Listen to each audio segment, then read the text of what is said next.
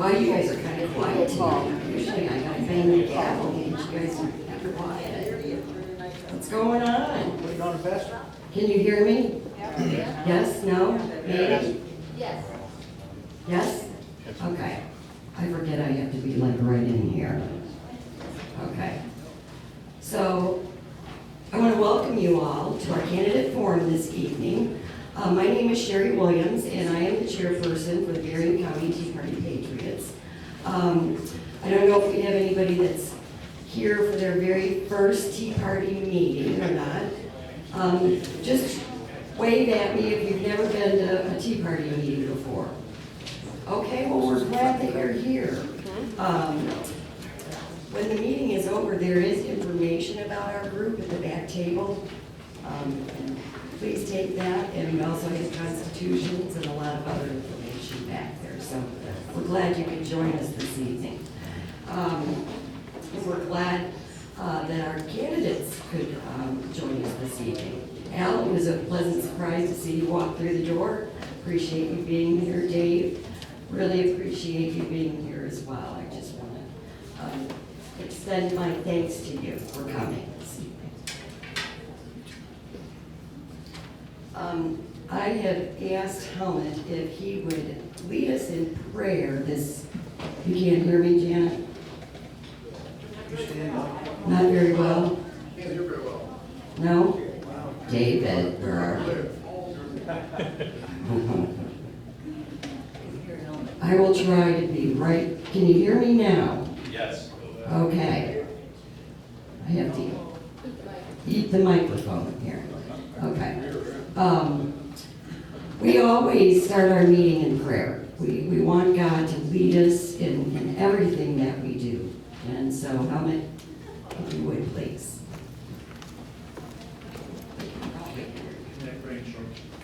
It's fine with me. I don't think God cares. God will hear you, Helmut. Just let him know what we're thinking. I can take it in my hand. Hello. Hello. German or English? Oh. Let's pray. Our God, we thank you for an evening like this. We live in very interesting and serious times. And I ask, Father, that everyone representing these people is a man and woman of honor, principles, character. Let this group be significant in dealing with principles, dealing with facts, and not with rumors or agendas.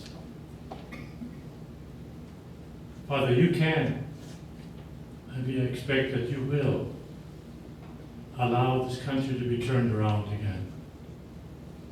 Go back to the principles that we have forgotten.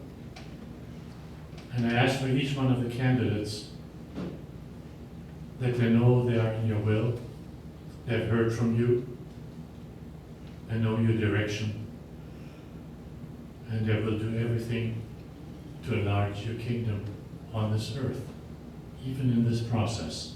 I thank you for everybody who came tonight, and we thank you again that you give us this type of freedom in this country. In Jesus' name, amen. Amen.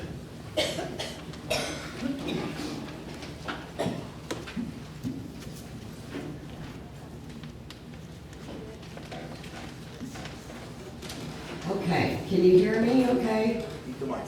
Eat the mic, Sherry, eat the mic. Okay.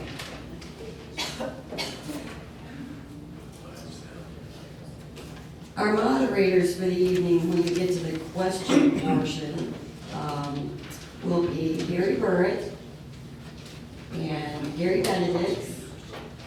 They have questionnaires up here. If you didn't get one and you would like to ask one of the candidates a question, you can write your question down and we will collect those after all the candidates are done speaking. We also have a few extra pens if you need one.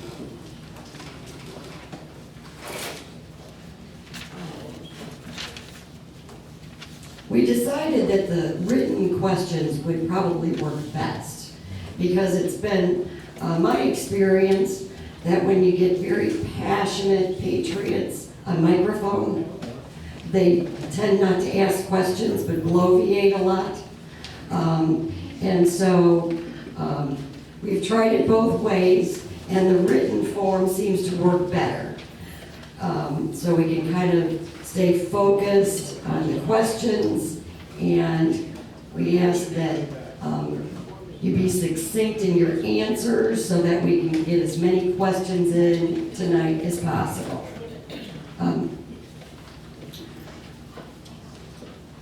I know that I don't have to say this, but I will say this.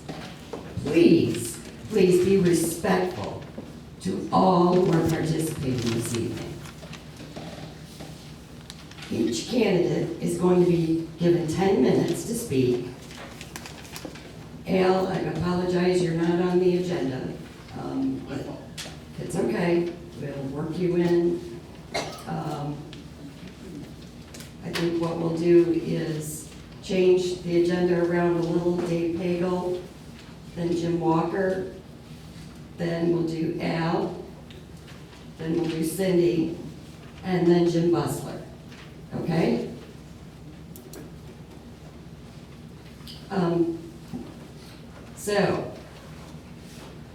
And also, we have a place on the questionnaire sheets. If you have a question for Fred Upton, he was not able to make it tonight. I thought they were going to send a surrogate, but apparently that didn't happen either. So we will forward those questions on to Fred, or if you prefer, you can just call him directly. But we wanted to give you that opportunity to also ask questions of Fred this evening. So, Harry, could you please read our mission statement?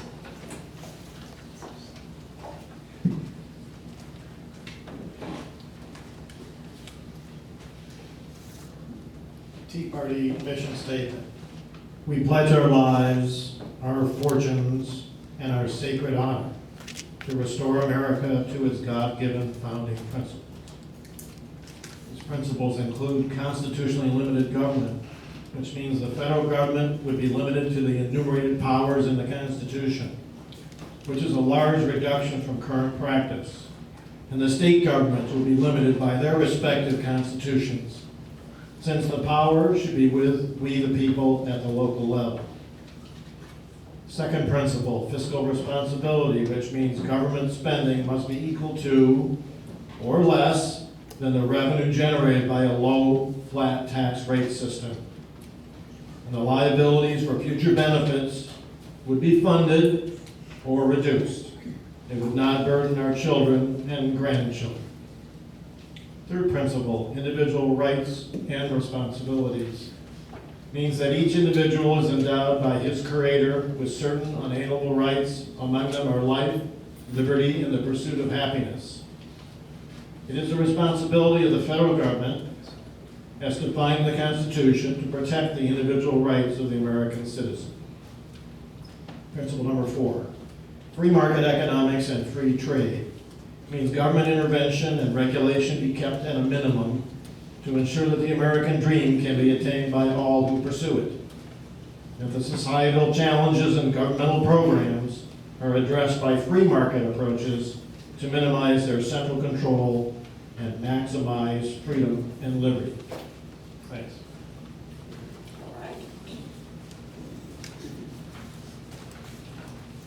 I think that's a pretty good mission. What do you think?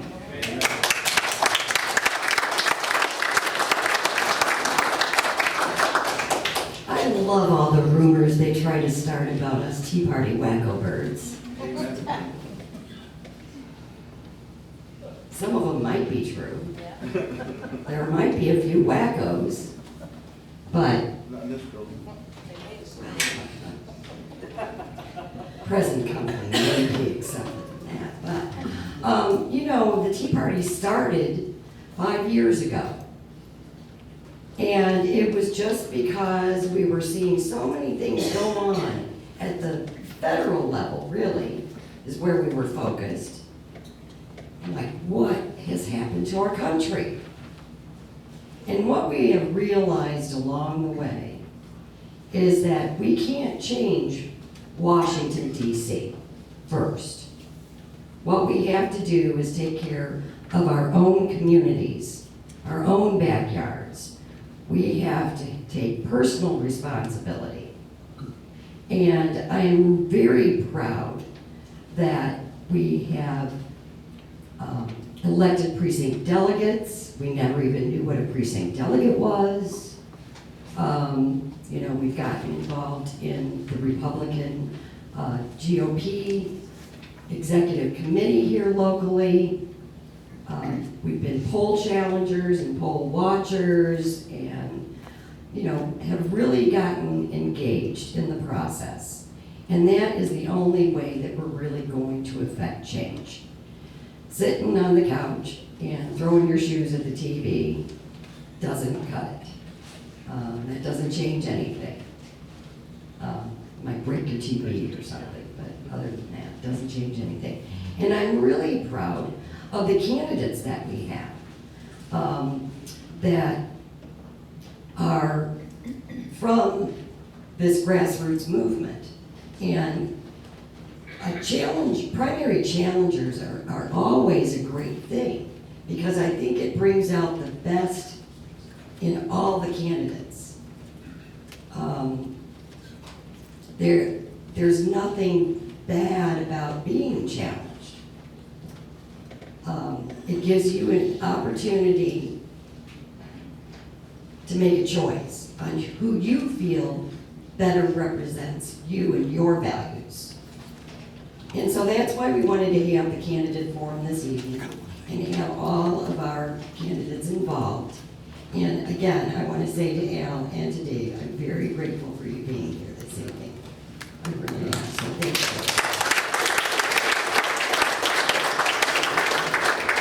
Okay, so without further ado, Mary Sue, where are you? There she is. Mary Sue is going to be our timekeeper this evening. Now, we've allotted 10 minutes. I was told that was a lot of hot air for a politician to blow in this room. So, if you don't take 10 minutes, that's fine. And I wasn't told that by, you know, a politician. It was just somebody that said, boy, 10 minutes? Oh boy, that's a long time to talk. It is, really. But anyway, I gave 10 minutes to everybody. And if you get close, at 1 minute, Mary Sue's gonna wave the smiley face at you so that you know you're down to 1 minute, okay? So we hope you respect that so we can get through all of the candidates this evening and allow for as many questions as we possibly can.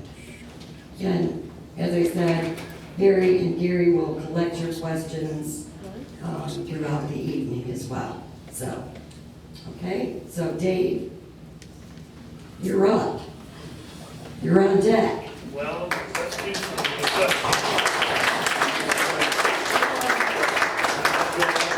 Want this up? Yeah, does this go up at all? Everyone's up. Got it. I think you can bring this up. That. Hello, hello.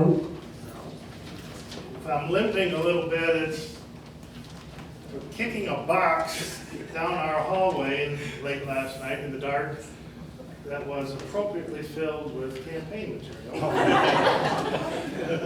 think I broke my little toe. Anyway, I normally speak off the cuff. I did write my remarks out this evening because I knew we had 10 minutes and I had a few things I wanted to say. Before I start, the First Lady of 78th District, my wife's Sue Pagel. Hey. And my bodyguard, my youngest son, 6'5" Nate. Okay. Thank you, Tea Party wackos.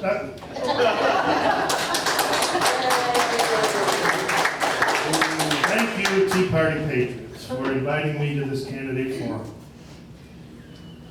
be thankful that the Republican Party is in control in Michigan. Remember the Granholm years and just how awful things were. Under just 3.5 years of our leadership, Michigan is growing again. Jobs are up, businesses are coming back, tourism is up, agriculture is getting stronger, and we lead the nation in growth in manufacturing. We even have a savings account again as a state. With the Republican Party being in control, the Tea Party is very influential, more than you realize. You impact every vote taken in Lansing. Keep it up. Keep working to make your voice heard, but don't be surprised when the larger group, the Republican Party as a whole, occasionally takes actions you disagree with. Expect that. We, the broader Republican Party, need your participation. But remember also that you, the Tea Party, need us also. Without all Republicans working together and maintaining our majority, your voice would not influence Michigan government at all. If the Democrats get back in the majority, they won't care about your opinions at all. Never forget that. We Republicans of different stripes need to respect each other and get along with each other. We cannot win without each other. Working together with the amazing results that we are seeing in Michigan, we can keep in power in our state and keep getting real results for our hardworking taxpayers. For me personally, I will take a vote now and then that you don't like. Keep telling me about it, and I'll keep talking with you. Invite me to come back here. I'll do my best to come. Now about this election. Think of this as a hiring decision. Yes, it's an election, but what is really taking place is that you're hiring someone and giving them a nice salary and charging them with doing very important work for you.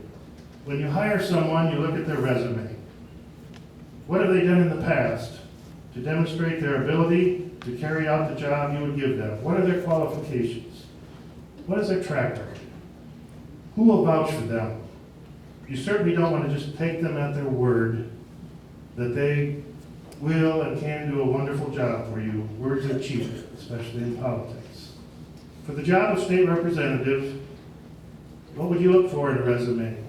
Experience in lower level elected positions certainly is important. There are many opportunities to be a public servant below the level of state office. County commissioner, township supervisor or trustee, village or city trustee or mayor, school board member, or so on. Then you would look at the person's record of accomplishments on those boards. Were they a leader? Were they careful stewards of the public monies? Did they cooperate well with others of various opinions to get things done? What is their reputation and experience, both in public life as well as in private life?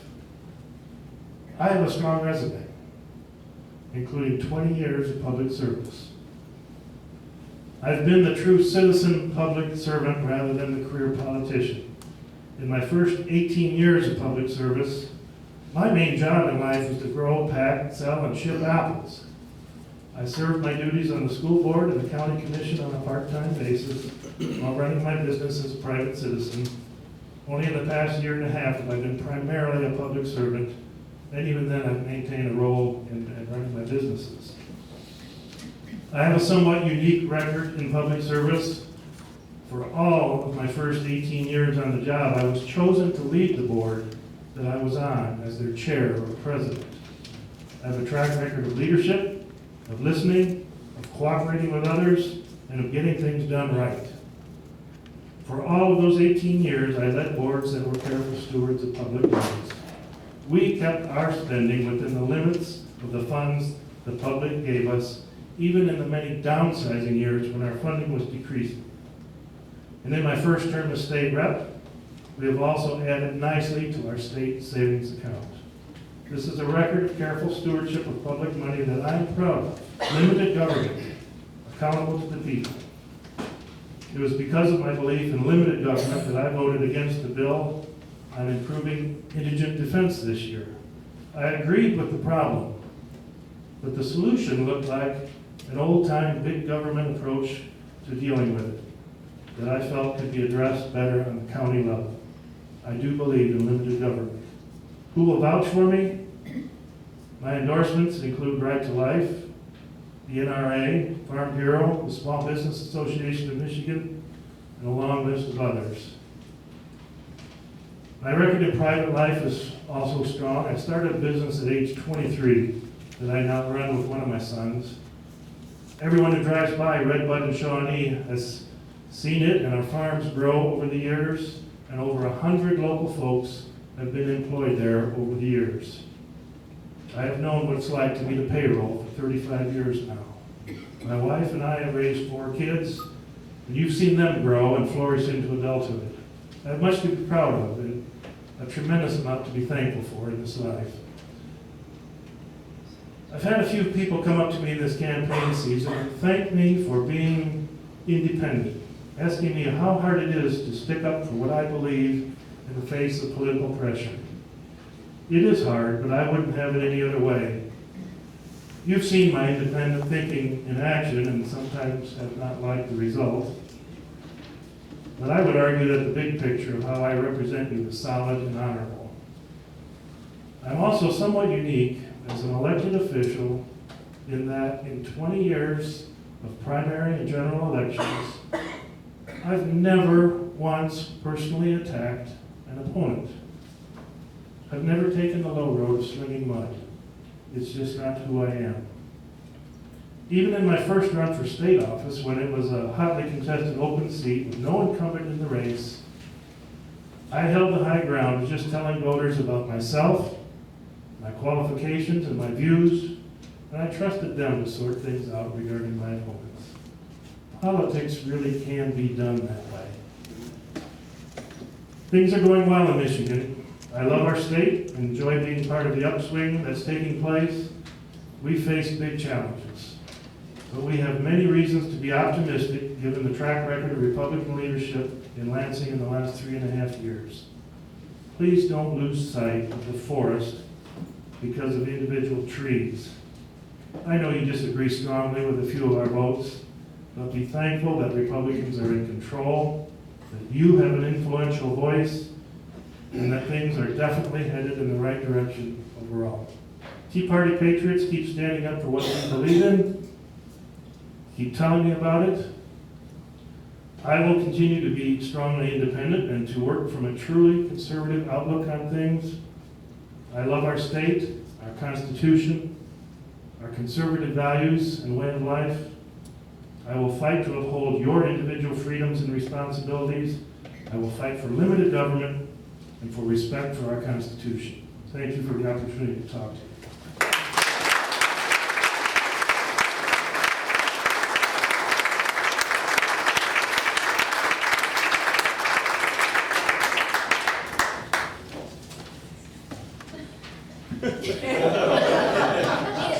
Lean it back.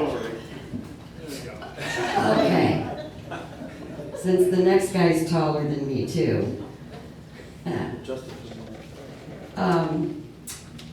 Jim Walker. I've known Jim, Since you got pushed up on the picnic table. yeah, since they threw me up on a picnic table and said, you chair this goofy tea party. What? I don't know, what do we do? And we didn't know what, uh-oh, I've been cut off. Oh, okay. I didn't know what we were doing. We have grown and learned along the way. And so Jim was at the beach meetings, and I know him to be a man that has a lot of passion about his country. So I will let Jim Walker explain to you why he is running for state representative. Jim?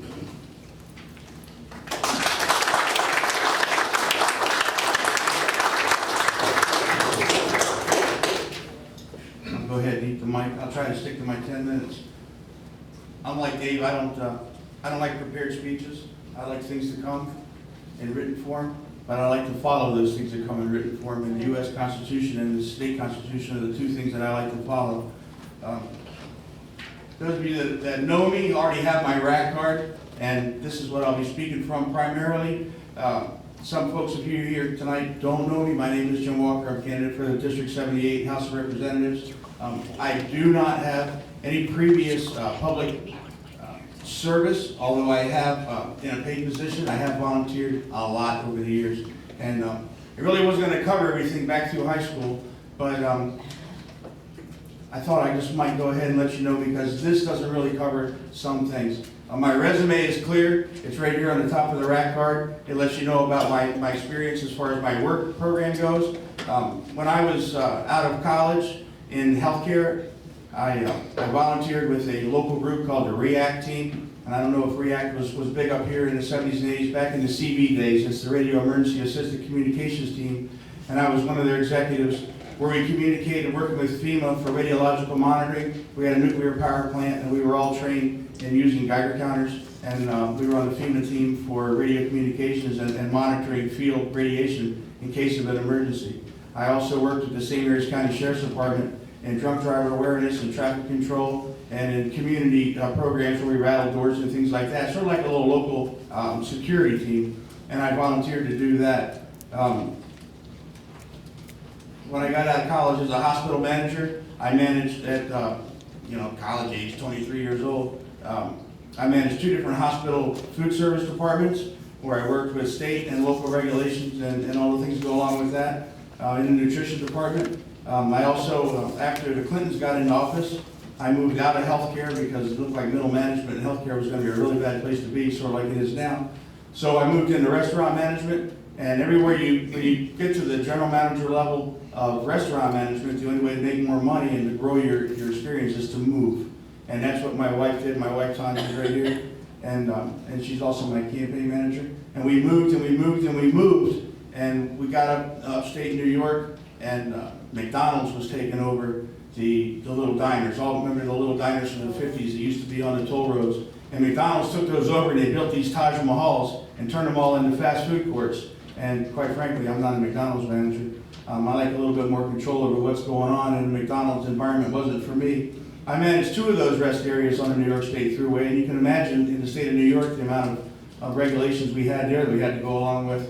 And in managing those 2 up until the building of the Taj Mahals that they built, I came off the toll road, and then I managed Ponderosa in Danbury, Connecticut, near where the shooting in Connecticut happened 2 years ago. And then I was promoted over as general manager in New York as a general manager of the Ponderosa there. And in my experience, I found that the best way to do things, of course, is by the rules. So I went into stores and I taught the people and I set the parameters and the guidelines and the goals for the store. And those people that couldn't measure up, we encouraged them to seek other opportunities and put people in their place to do the right job. And that's part of the reason why I'm doing what I'm doing now. I'm running for the House of Representatives. So I built the businesses as I went in. I took businesses that were failing or scheduled to be closed and built them up to where they were profitable. And that's what I did there. Cracker Barrel looked at my resume and they liked what I was doing. They had a store here in Stevensville, Michigan, and only been open for a year, and they were struggling with management, and they hired me on. And I came here and I worked for the Cracker Barrel for about a year, and that's how we wound up here in Michigan. So I'm not a local guy. I'm from back east. My dad was a southern West Virginia coal miner's son, and my mom came from Pennsylvania in the steel mill area. So I was raised a Democrat. I was raised as a Kennedy Democrat, and I understand that the whole thing comes from not what the country can do for us, but what we can do for our country. My dad was a Marine, and he brought that to me, instilled that in me, and that's another reason why I'm running for office. When I came here to Michigan as a Cracker Barrel manager, I love to hunt, I love to fish. Michigan is a beautiful place for that, and I just love this place here. We fell in love with the area, and I was only here about 13 months, and Cracker Barrel came to me and said, well, we really like what you've done here at this store. We'd like to promote you to Battle Creek. I just bought a house. And we just moved again, and the kids didn't want to move again, and I didn't want to move again. So I told my district manager, you know what, I just really can't do this. So I gave him the keys, and I came home, and after I got time to quit crying, I built, and it's true, I'll never lie to you. That's one thing you can always guarantee, you'll always know where I stand on stuff. all the employees, the hundreds of employees that I've managed over the years, when they come in for their annual evaluation, one thing they always say is, I knew that's what you were going to say.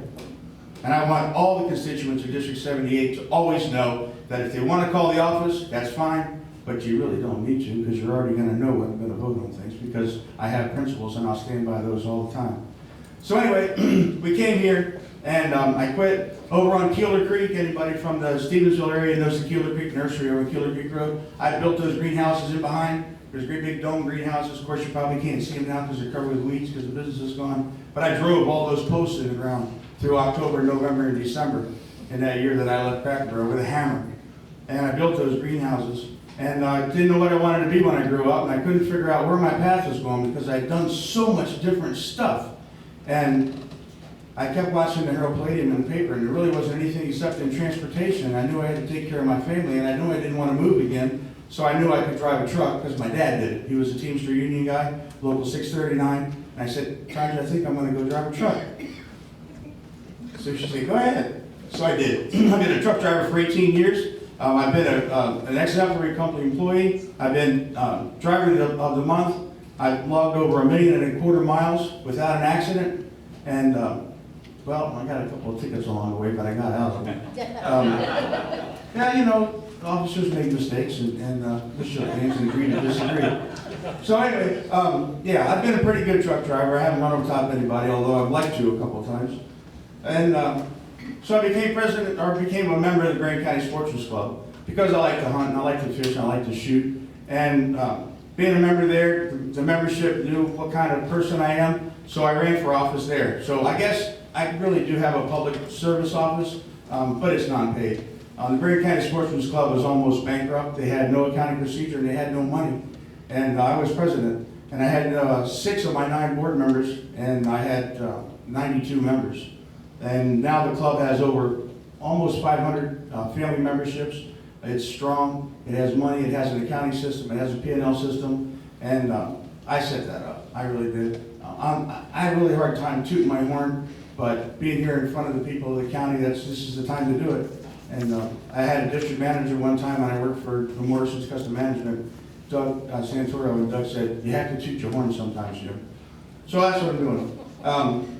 So I got the club back together. I got a board, and I got the memberships on board, and it was in such dire straits I couldn't get Lakeland to print our newsletter.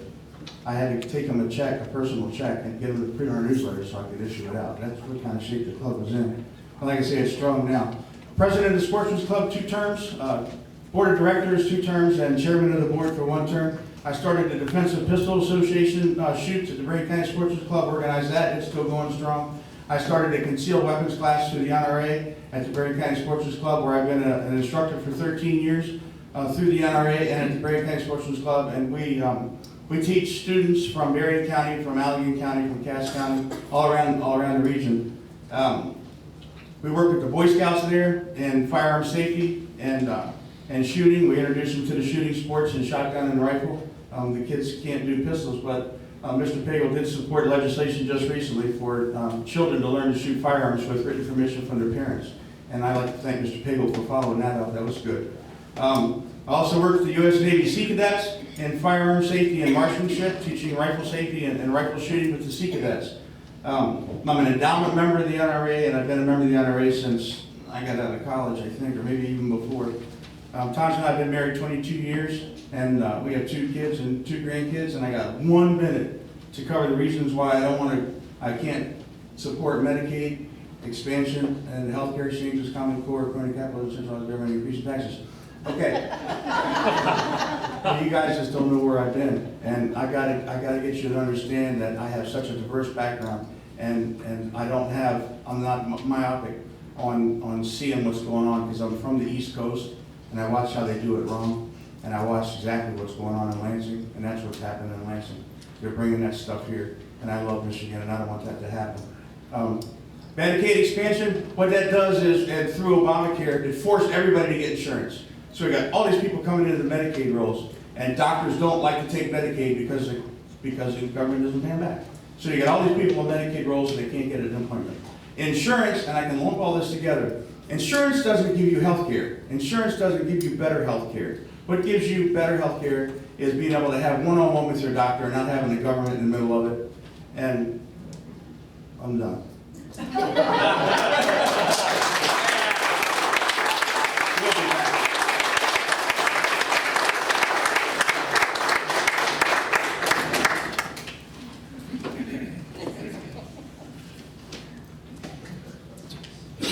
Follows instructions well, though.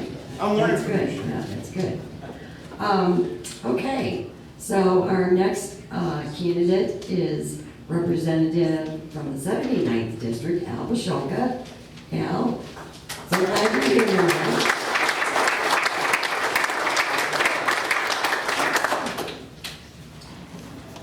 Well, thank you. Good evening, and Tea Party Patriots, keep it up. Keep the involvement up. 4 years ago, we met out at the community room in Benton Township, and I gave you some reasons why I wanted to run for state office, because Michigan was a mess. We had a structural budget deficit of $1.5 billion. We were $75 billion in the hole, in the red. We had lost 800,000 jobs under the Granholm administration, and we were the only state to lose population in the last 10 years. Hurricane Katrina came through, but Michigan lost population. We needed big changes. We needed to get our fiscal house in order. I ran on a very simple platform, kind of follows what Harry talked about earlier.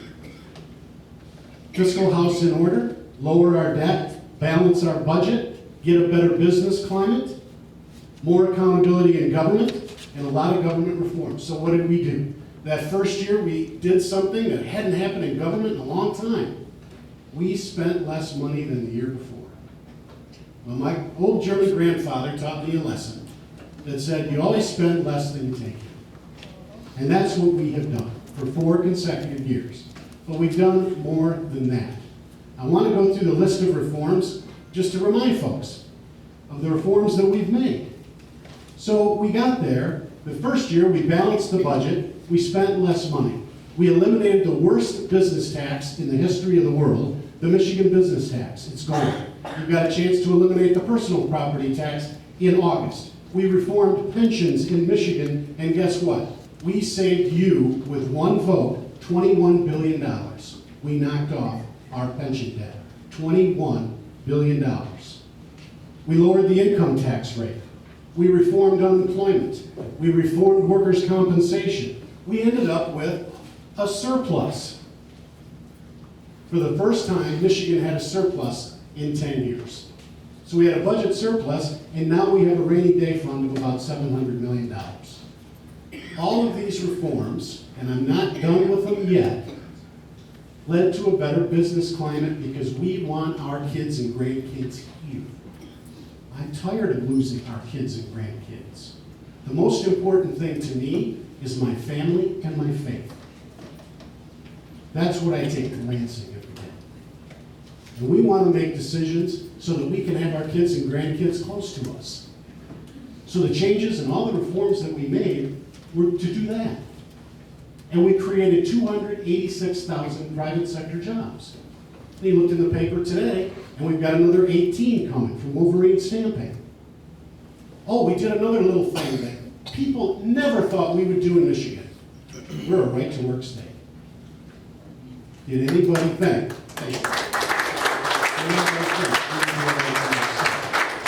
Not only did I vote for right-to-work, I defended it. I passed a budget that actually cut spending to Wayne State because they wanted to circumvent the right-to-work law. I was the only representative to pass a bill to defend right-to-work. So where are we now? Michigan is 6th in gross domestic product. We have rising incomes. Home values are coming back. We're starting to see our kids come back to the area. Michigan's on the move again. But we've got more work to do. You're right, Dave. We certainly do. I do want to say something about Medicaid and this whole notion of Obamacare. I don't like Obamacare either. I hate it. It's bad for the country and it's bad for our families. But here's the choice I had as a state lawmaker. The Supreme Court, John Roberts, you messed up. The Supreme Court ruled it was constitutional, it was a tax. My first question is, how much are you taxing the people of Michigan? $2 billion was the answer. Where's that money going? To Barack Obama's federal bureaucrats. No, it's not. I will fight Barack Obama's bureaucrats every time. I want that money back in Michigan. That's why we made the reforms in Medicaid that we did. They're the most conservative private sector reforms out there. That's not me talking.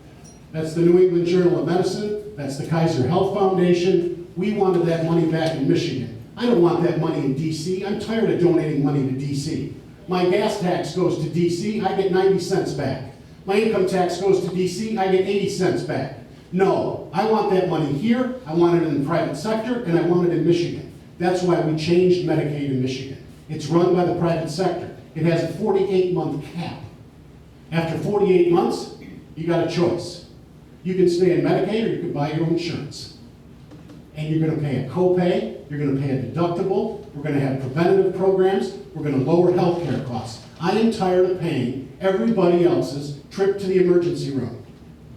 $900 million a year in uncompensated care. At your local hospital, it's $45 million.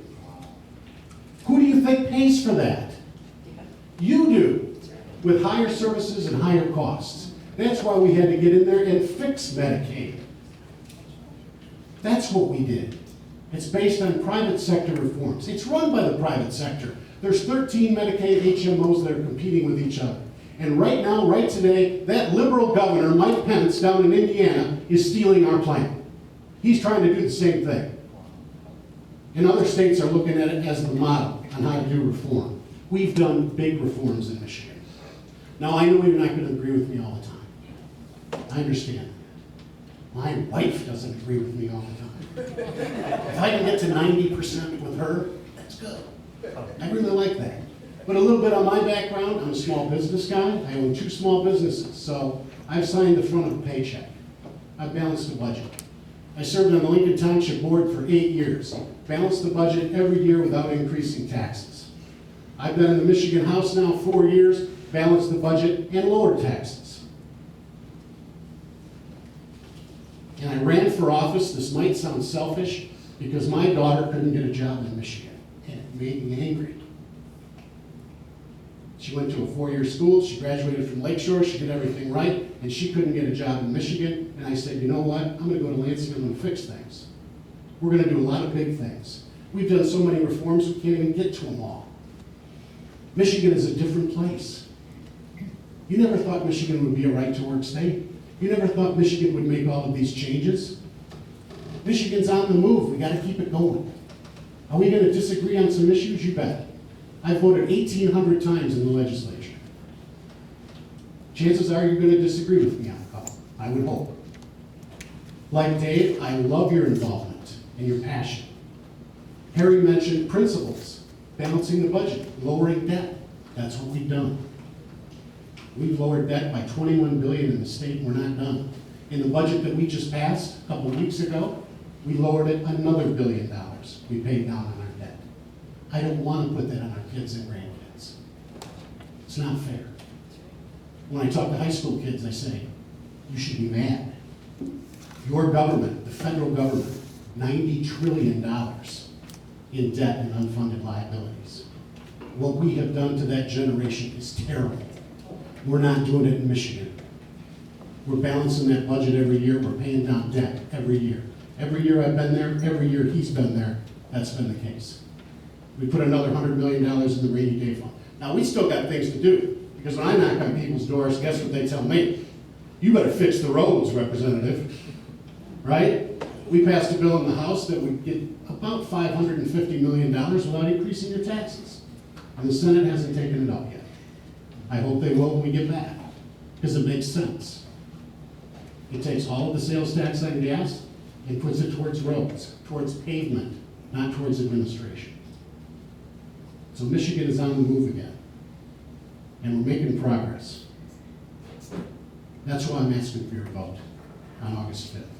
Like Dave, I've been endorsed by Right to Life, National Rifle Association, and the Farm Bureau, Small Business Administration, or Small Business Association, and many others as well, because I have a record of getting things done. I got some good news today. I've been working a year and a half to try to clean up that landfill out in Watervliet, and the smells are starting to go down. They've been monitored. We've forced them to make changes out there. They're dewatering those wells. They're drilling more of them. And that's the type of service that I like to provide. I like to solve problems. That's why I'm in this job. Solve problems, get things done, provide some real results. I am part of the leadership of the House. I'm the chairman of the Republican caucus. And I am looking to be a leader. Because I think the judges in this county ought to be happy I was there. Because now we have that judgeship that was going away. Because I went and stopped the bill. So it's good to have people in leadership. So I am honored to be a representative. I really am. I mean that from the bottom of my heart. It's an honor to serve you. I look forward to serving you again. God bless.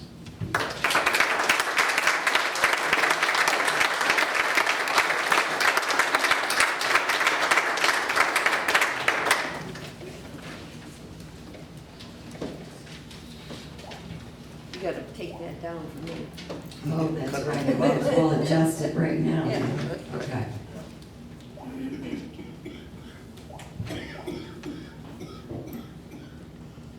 You're a little bit taller, not much.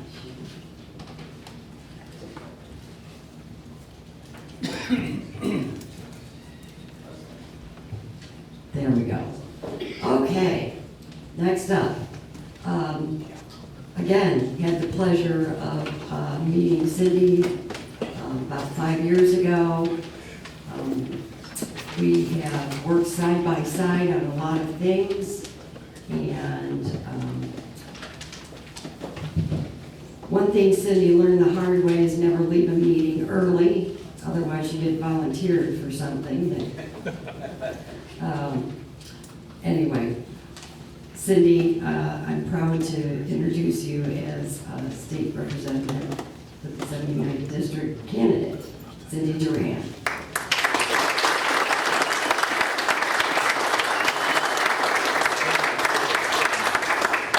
That's not how I ended up doing this by walking out of something early, I want you to know. No, you didn't volunteer. No, I didn't volunteer for this.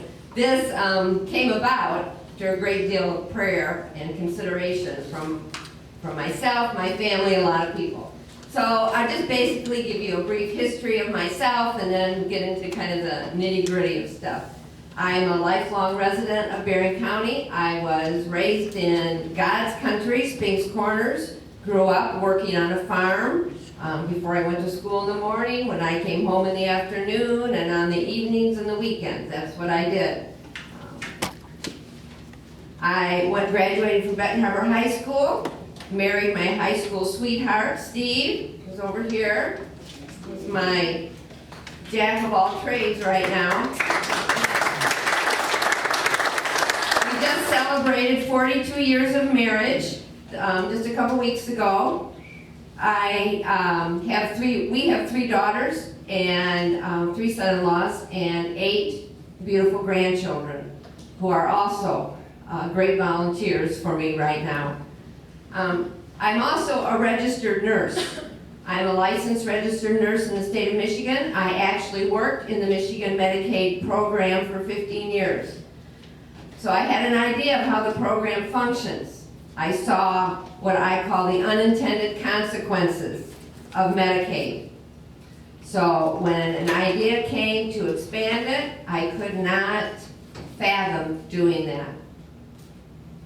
The unintended consequences I saw were, it's easy to say we're controlling it now, but then another entity takes it over at some point in the future, and whatever you said back here doesn't count anymore because another group is now running it, and you have lost control over it. I always said I could tell you stories that would make the blood shoot straight out of your eyeballs. I'm not going to go into that now, but what I saw was a program that was managed poorly by the state. The bureaucrats in charge of it always had different ideas of how it should be run. So in essence, it wasted taxpayer money. I always said if the taxpayers saw the dollars that went into Medicaid, they would revolt. Now, I have read estimates that up to 800,000 people could end up on the Medicaid rolls. There's not that many on there now. And then what happens when we have that many people on the rolls and we don't have doctors to cover those people? I had a doctor at Lakeland just tell me a couple weeks ago that he gets 7 cents on every dollar for a reimbursement from Medicaid. So how long is a doctor going to stay in business making 7 cents a dollar treating Medicaid patients? There's a lot of studies done that the health care of Medicaid patients is poor. So we're not only looking at the cost, we're looking at the quality of health care by the people receiving Medicaid. You find very few specialists taking Medicaid. Why? Because they don't get reimbursed. The South Haven Hospital closed their maternity unit down. The reason in the paper was Medicaid expansion. So those are some of the unintended consequences of Medicaid. We just saw where the budget went up by 6%. The state budget, the reason given in the paper, Medicaid expansion. Now we can trust the federal government to keep their word to reimburse the state. And hey folks, it doesn't matter. It's still your money. Coming out of the federal government, it's still your money. So I respectfully disagree with the idea that Medicaid expansion is going to be good for the state. You look at states like Texas who have resisted this. They're the states that are growing now. The other big issue is Common Core.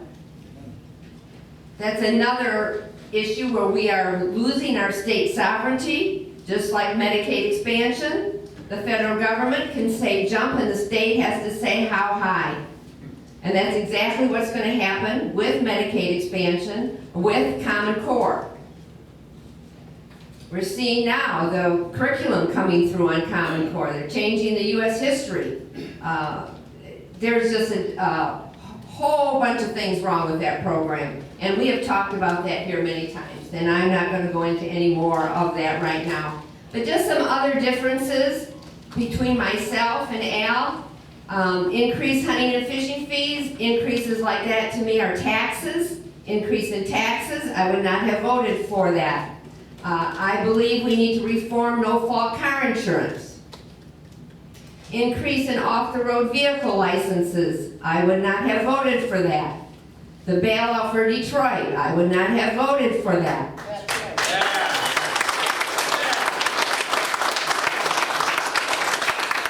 Mandatory license plate replacement after 10 years. I would not have voted for that. It's just another way to sock it to the Michigan taxpayers.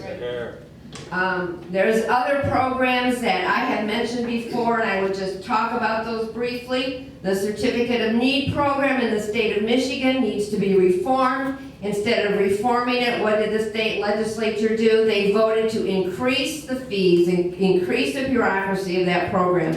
Reform of that program alone would encourage job growth in the state of Michigan.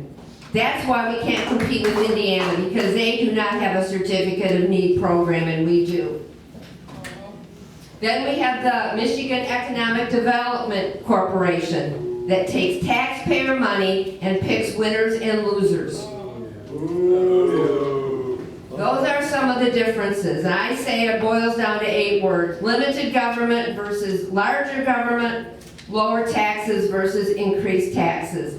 I'll just tell you a few stories from the campaign trail. Now, I haven't heard about roads, but I have heard about loss of jobs. I have talked to retirees. When I started my door-to-door campaigning, people were just coming back from Florida, and this is what they told me. I'm changing my residency. I can no longer afford to license my car in the state of Michigan, and I feel like I am being taxed unfairly because I'm a senior. So I ran into quite a few of those people. Just yesterday, I ran into somebody who was putting their house up for sale because they have a lost job. They can't afford to live in the state any longer. Also knocked at somebody's door who told me, and this goes back to the job created story, her husband just retired. He decided to be a consultant. He has a part-time client. He doesn't make any money yet, but the state congratulated him for creating 8 jobs. So I question some of those job creation numbers when I hear stories like that. So,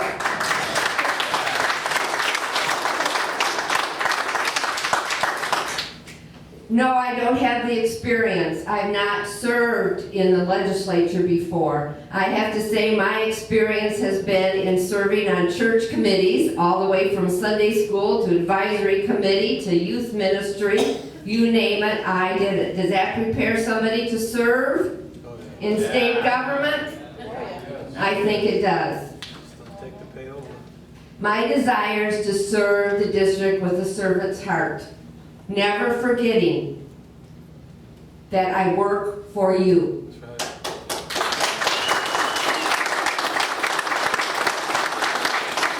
I would just leave you with a quote that has been kind of my guiding guidance through the campaign, and it's by Dietrich Bonhoeffer, and it says, "Silence in the face of evil is itself evil. God will not hold us guiltless.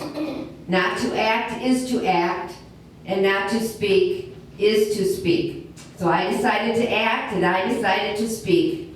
So I would appreciate your vote on August 5th. Thank you very much.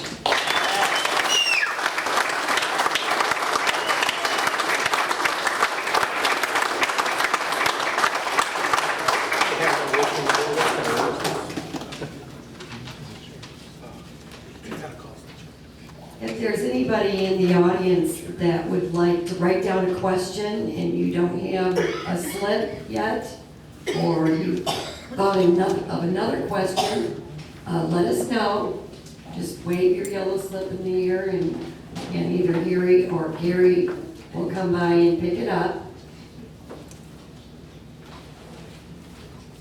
Okay, and our last candidate for the evening is Jim Bussler, who is running for Congress in the 6th District.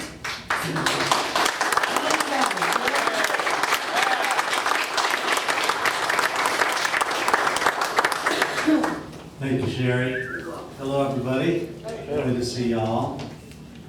It's nice to be able to have this kind of discourse, isn't it, in public? There's nobody trying to arrest us. Fantastic. You know, I want to start out, I like to look at things that are obvious because we just do it every day and try to find out what it really means. So, does anybody here know what the word America means? It actually has a meaning to it. Well, we know the name of it, right? Amerigo Vespucci, that's right. Ironically, America means home rule. Now, I think that's pretty interesting because I'm telling you, it's home rule that made America great. It's home rule and the ability to have the decision making done on the local level whenever it was possible that made America great. Anybody here know the difference between an establishment Republican and an establishment Democrat? Tell us. There is none. Well, first of all, after much meditation on this question, I realized that the Republican Party is the honest party. They tell you they're going to take your money and give it to their friends, and they do. And you have to, that's honesty. The Democratic Party, or the Democratic establishment, they tell you they're the party of the people, then they take your money and they give it to the friends. That's why I'm running, because we've got to stop sending people to Washington and to Lansing that misunderstand their purpose in office, that their purpose is to protect the rights of individuals in this nation. It's not to micromanage local communities. It's not to have edicts come from the FDA saying you can't make cheese and age it on wood. Our government has run amok. We are on the receiving end of 1,000 bad decisions. At every time where we could have made America a more free society, our legislatures on the federal level and the state level and the local level have repeatedly voted to remove our basic freedoms here as citizens. If we want to go to Canada, what do we have to do? We have to be certified in who we are as a person. If we're a felon, if we're are leaving bad debts in another country, we have to have paperwork to leave our country or to enter it. And we are American citizens, and we have thousands of people waiting at our border, not waiting actually, coming across the border, getting vouchers to go where they need to go in America. We need to be angry about this. To be an illegal immigrant in America, you have more rights than American citizens. I don't want more rights than the illegal immigrant. I want the same rights. I want it to be the same for everybody. If you're going to immigrate to America, which all of us in this room, I do believe we probably all had immigrants sometime in our past, they should follow the law that we have.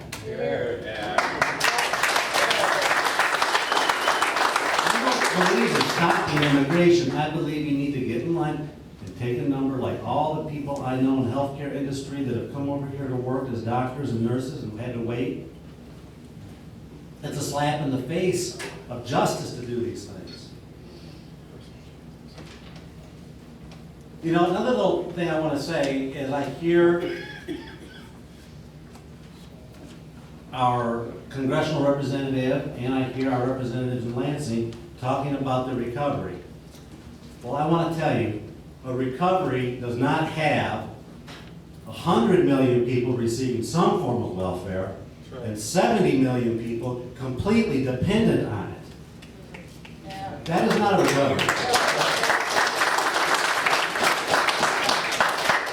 A recovery is not an increase in jobs because we received more federal goodies because we gave up more of your rights to receive federal funds. That is not a recovery. A recovery is when American citizens, legal immigrants, have the opportunity to be left alone and to use their creative powers to create jobs and businesses and ideas without interference from an overbearing government. Why is it that every solution we get from Washington tends to pick a winner or loser in that industry?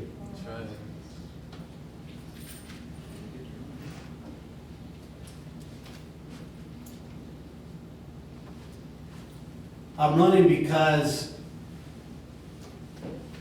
I'm a nurse and I know how to tell when a patient's failing.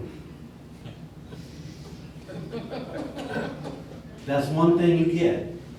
You know, doctors, they learn when they're brand new, they come in, they don't really trust the nurses, but after they've been there for a while, they realize that the nurse will tell them 24 hours ahead of time, you know, this one's not looking that great. You might want to change things up. And a good doctor, what do? They'll change the treatment plan. If something's not working, they change it.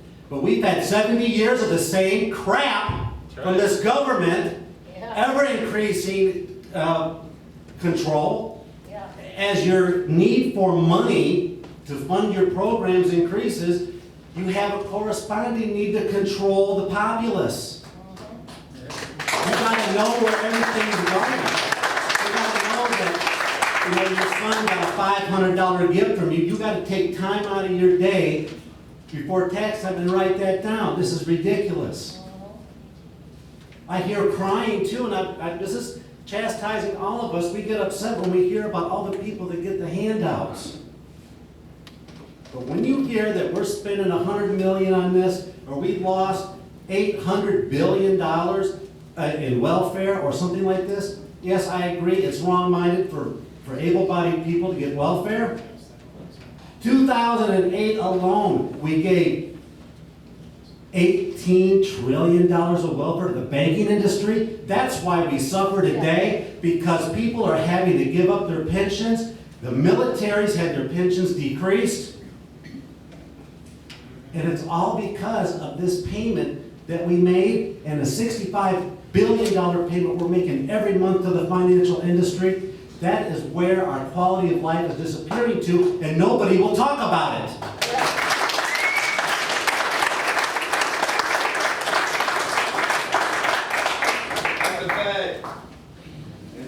That would be great. And the IRS. I'm running because America, even in the 80s, things were way better than now. And I never thought that I would look back on the 80s like my dad looked back on the 50s.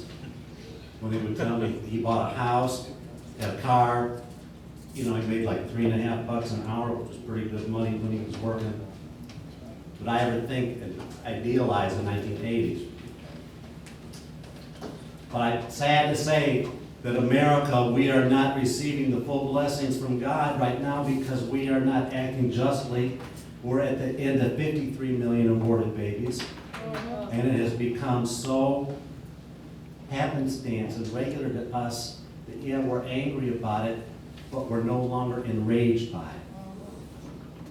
And when we say that we can hurt the least of these, our brethren, when we say that we can do that, that means everything else is okay.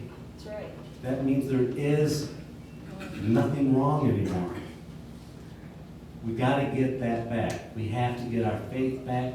We have to understand what it means where the Spirit of the Lord is. There is liberty. God wants every creature to experience His liberty that miraculously He gives to us and the ability to make our own decisions. We need a government that gets back to those principles. It gets back to our founding principles that are all around us, having just scales, if that means anything to anybody.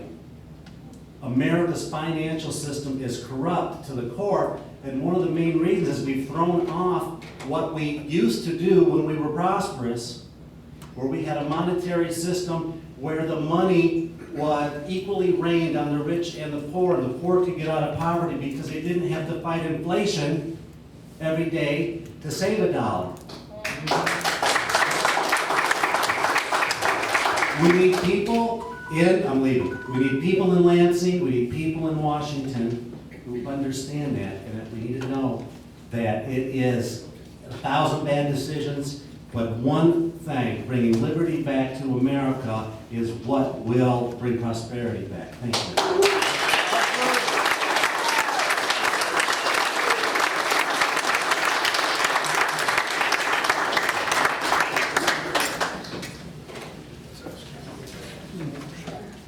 Anybody want one more shot at writing down questions to be submitted? Anybody got other questions? Probably won't be able to get through all of them tonight, given the time constraints. We'll try to get through as many as possible. Berrien, you got something? Okay, all right. Okay, Harry, take it away, you guys. Yeah, this is fine. I think that we're going to do this is try to capture several of the questions in one question, and then have each candidate have a chance to talk for 3 to 5 minutes, which is going to take a long time, right? So that means we only have time for about 3 or 4 questions, I would think. So we're trying to consolidate them. And if your question isn't asked, why don't you think about writing a letter to the candidates and see if they'll answer it. Sorry if I can't cover them all. Here, can I just say? Yes. Maybe we just limit it to 3 minutes, don't 5 minutes is a long time. All right, so we'll limit the candidate response to 3 minutes. Yeah, yeah. We don't So require- as many questions We don't as require possible. every candidate to respond to each question, but if you want to say something, then certainly you can. The first question is about Common Core. One person asked if the representatives regret voting for the adoption of Common Core. Another question is, what are the virtues of Common Core? And do you still support Common Core? So the question is, Common Core, is this the best thing for the kids in Michigan? So what candidate would like to respond to that first? You don't go in the same order? You don't go in the same order? Pardon me? Yeah, we'll go in the We'll go in the same order? Same order, okay. Dave, I got no problem with that, buddy. I do not regret voting for Common Core, and I think it was the right vote. When the issue came up, of course, most of you know, I spent a lot of years on the school board, and I'm not totally unfamiliar with these issues. But I wasn't really familiar with Common Core. I knew we had state standards for the last 20 years, and these were a little bit different. They weren't a big change for Michigan. It was a little bit of an increase in the difficulty of what we're expecting our students to achieve. Common Core sets out expectations of what a student should learn at each grade level. It's not the end of Christianity as we know it, or morality. It says what a student should learn at each grade level. I don't even know if too many people in this room could define Common Core that simply. That's all it is. So who did I go to when I wanted to learn about it? Well, I did get to sit on for 20 hours of testimony this summer in Lansing because I was chosen to be on the special committee, after which most Republicans voted for it. I went to my local schools. I talked to our superintendents, one after the other. Our ISD superintendent called me in, and we had a half-a-day session, PowerPoints and such. He had his staff come in. This is the history of CORE. This is what it does. This is how it differs from where we were. I talked to teachers. I talked to principals. Every single superintendent in my district basically said, well, it's not really a big deal because it's not that different from our last set of standards, but we like them. We've been working for 3 years already. We're adapting to them. They're good. Jan Birmingham from Berrien Springs has been there 44 years in leadership, in education. There's no one more respected in this county in education. I worked with her the 14 years I was on the board. She told me it was one of the better things she has seen in her years because it sets clear expectations for achievement. And we had parents look at it and they said, well, if my kids would reach those standards, that'd be a good thing. When they first came out, there was 10,000 plus comments came in from teachers and parents after that first draft, and they were refined and refined. Federal government, you know how much involvement they had in that? Nothing. Don't believe the lies that the federal government controls Common Core. It's in the law. They cannot change a standard. That's a fact. Some of you don't want to hear facts. The federal government cannot control Common Core. They're state standards. Common Core, state standards. All right. They're optional. How many federal government programs are optional? Well, did you want to respond?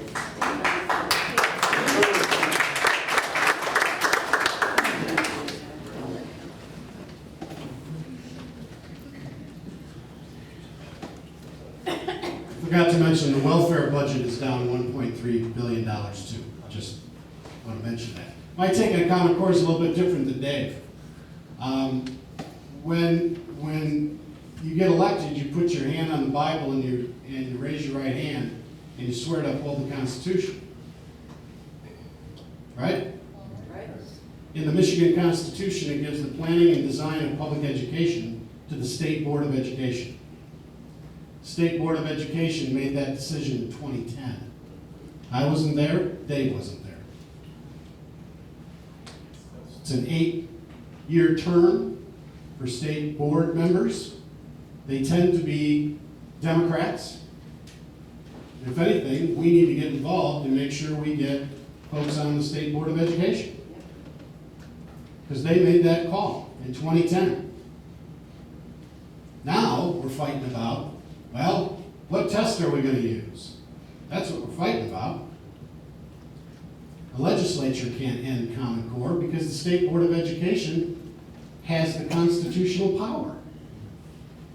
Now, some states they can, Michigan, we can't. So I can't violate the Constitution because I took an oath. And we gotta quit using kids as pawns.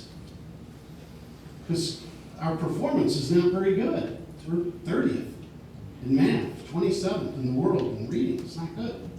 So I think we should have more local control of schools. And I also think we gotta quit telling kids that you have to get a 4-year degree. That's the worst thing we did 10 years ago. You know? Not every kid needs a 4-year degree, but here's the key. And here's the message we gotta get out, all of us collectively, no matter where you stand on whatever. All of us gotta get the message to parents and to kids that while you don't need a 4-year degree, everybody needs training beyond high school. That's an apprenticeship, that's on-the-job training, that's certificate, that's a community college, that's the military. That's the message we need to get out in education. I mean, when I was working at Cornerstone, running the business education partnership, that's what we were talking about. Connecting kids to skills so they could do better. That's what we got to talk about. So we're fighting about, well, which test are we going to use, and everybody's mad at everybody else, but you ought to be mad at the State Board of Education. You ought to go to the convention and try to get on the State Board of Education. So we've got some work to do in education. Some of the stuff that we've done in the last couple of weeks, I think, has been good. You know, we've made it easier to use career technical education for some of those credits. We gotta get away, and we gotta get away from beating up teachers. Because a lot of what's happening is the parents. It's not the teachers. Thank you.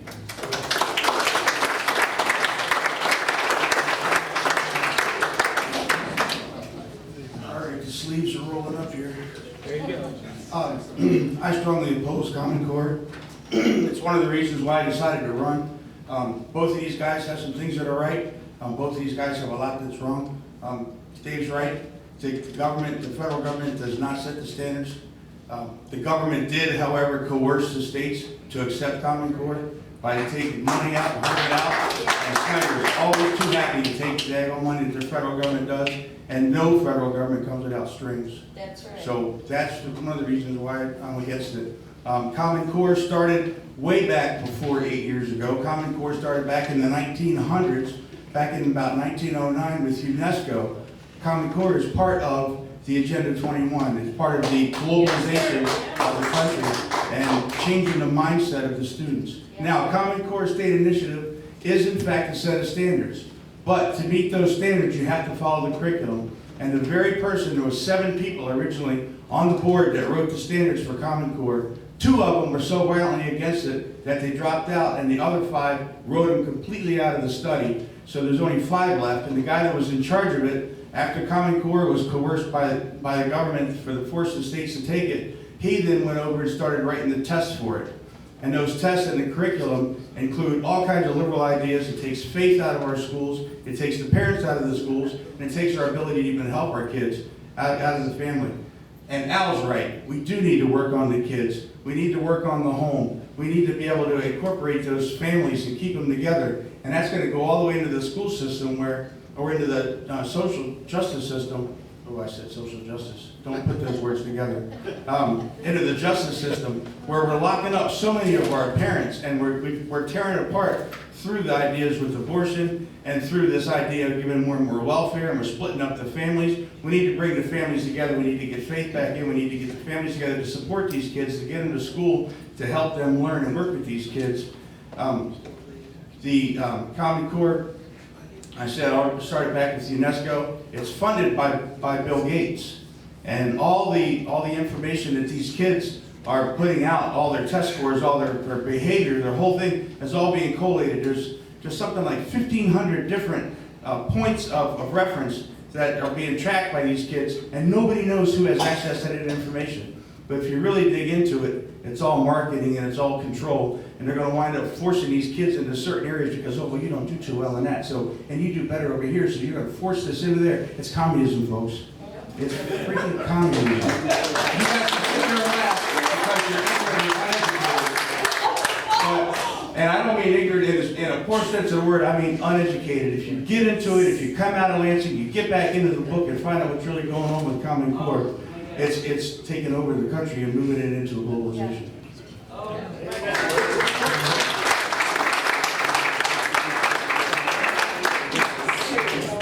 I'll just be real brief. I happened to, was in the audience when Glenda Rich was speaking. She was one of the original Common Core people who dropped out. She's a liberal Democrat, served under Clinton's Department of Assistant Secretary of Education, and she is now going around the country speaking against Common Core. I was at Butler University hearing her speak to a group of teachers in the audience. I have a daughter who's a principal of a middle school in Indiana,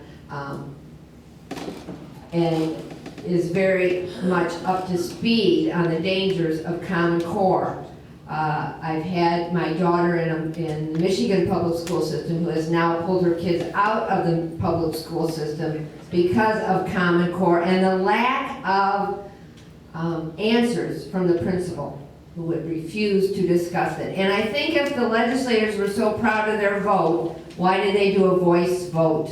Nobody recorded their name against that vote. I watched it online as they gavelled themselves in the Senate. They gavelled themselves in, took a voice vote before anybody could even say boo. It was passed.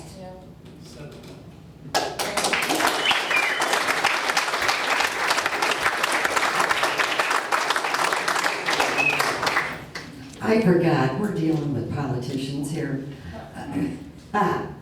No offense, you guys. But we're gonna have to cut the time back, okay? So we can stay right on topic, say what you gotta say.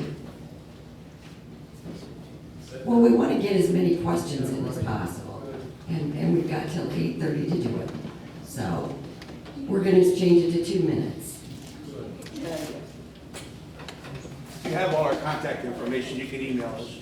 We'll be happy to tell you more. Okay, several questions on taxes. So I'm trying to make this a more generic question, but people are asking about the personal property tax issue. Proposal 1 is that the right way to talk about it. And another person talks about taxing senior retirement income and why it doesn't get limited. And another one talks about, why can't we emulate Texas and have a goal of 0 income tax in Michigan? It would probably create this virtuous cycle of more businesses, more people moving here, with lower taxes, which allow us to lower taxes more. So those are the tax policy kind of questions. So 2 minutes, please, from each on what your view on future tax policy should be. Jim, you want to go first? Sure. Michigan's already one of the highest tax states in the country. We collect a whole lot of money from the folks here, and we distribute it poorly. I think that the monies that we get could be distributed better. We waste a lot of money on things like the MEDC, which is part of the crony capitalism that I mentioned earlier. They use those monies that we collect, some $300 million a year, to distribute to pet programs and pet projects, which are irrelevant. You can't keep planting flowers in the front yard when the roof's caving in. So we need to do away with things like that. We spend about $50 million a year on Hollywood, and we give money to Hollywood to come here and make films. And that's nice that they come here and make films, but do we really need to have any more exposure on Detroit and how it looks like a bombed out city so they can make another Transformers movie? I think that's a pretty poor use of our taxpayers' money. I think raising taxes on gasoline's wrong. I think if we have taxes on things, those taxes should be designed for that thing. We're taking money that's raised by the gasoline tax and using it for education. Every time we turn around, more money is going to education. That's what we should be raising money for. And we shouldn't be taking it over here and charging a tax on that and then spending it over there because nobody knows where the money's coming from and where it's going. And we need to be transparent on that. And I wouldn't oppose raising taxes on anything until Lansing gets its house in order and finds out where its priorities are. And right now, it doesn't have any. It's just every which way.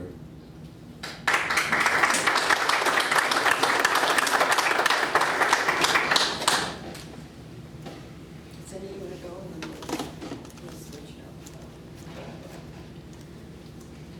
I would very much be in favor of gradually moving to a zero-income tax state. I think we have examples of those states in the country. Texas was mentioned. I think that would be a good goal. I'm not naive enough to believe we can do it overnight, but I believe it's something that the legislature should be looking at. I'm also, this doesn't really, maybe has to do with taxes, because that's what pays legislature salaries. Part-time citizens legislature, it is time for that in the state of Michigan.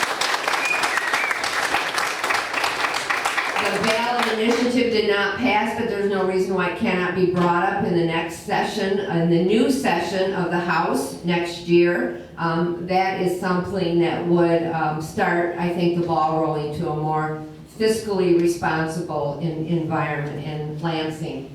People had to come back and got away from Lansing, had to work, and they wouldn't have time to pass all those tax hikes and fee increases on everything.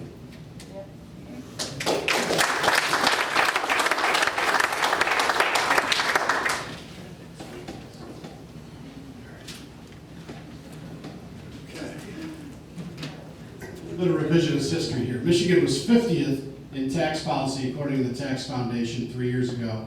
Michigan is now 14th. We've reduced the income tax. We've eliminated the Michigan business tax. I encourage you to vote yes on proposal 1. That is the business equipment tax. So we mentioned Indiana a bunch of times. Indiana, you get a credit when you put a machine in to create a job. In Michigan, you get the business equipment tax. It's a bad tax. It's unfair. Makes Michigan uncompetitive. We have gotten rid of a bunch of credits. We got rid of the solar credits and the green credits and all the credits that Governor Granholm had. We wiped those out. The MEDC budget is not $300 million. We pay for economic development year by year, and it's in the budget, and it's $100 million. It's paid for. We're not putting credits out like we did before. How we're paying for the personal property tax is all these Granholm credits are now coming off. The solar credits, the green credits.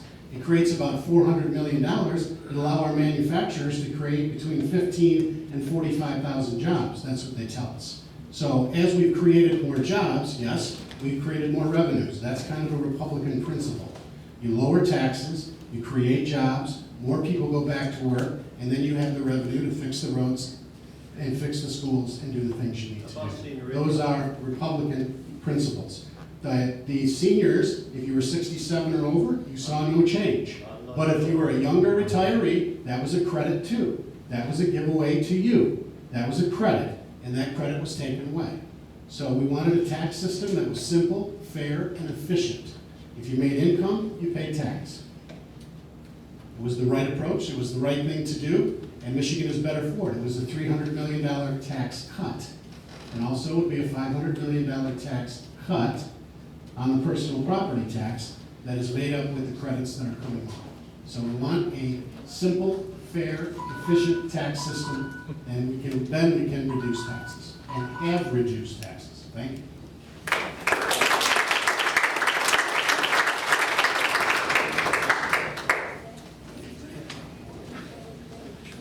I knew if I followed Al, there wouldn't be a whole lot left to say, because he covered it so well, and he did a great job. I just would say, as a business owner, my business, we own a lot of equipment. We have in my little packing shed there about a $500,000 machine that we put the apples on. And we have all these other little machines that do boxes or this or that and the other. And we have computers, and every time in the past that I bought a machine, I owed a tax that year and the next year and the next year forever. I got penalized for owning equipment, whether I made money or not. That was a special tax. I'm really, really looking forward to getting rid of this personal property tax. I think that's the right approach, and agree with Al on everything else. Thank you.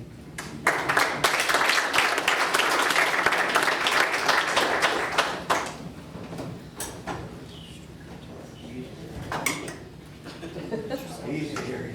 May not make it. Okay, we have a series of questions about the budget, or about spending at the state level.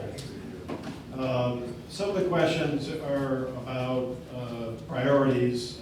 For instance, somebody said, why did we bail out Detroit?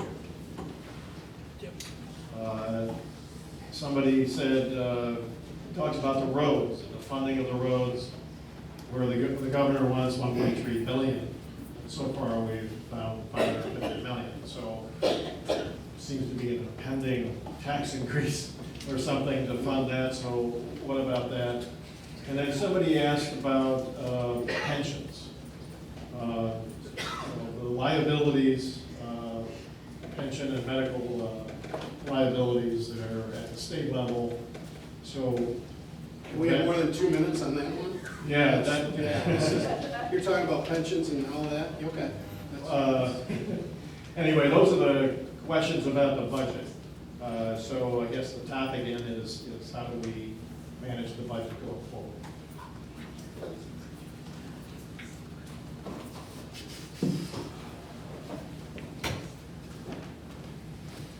I'll keep it a little brief. How we manage the budget, we spend less than we take in. That's got to be the bottom line principle. Get down to the end of the year. When I was on county commissioner, I was chairman of the board. We were getting less money every year. Those were the bad years.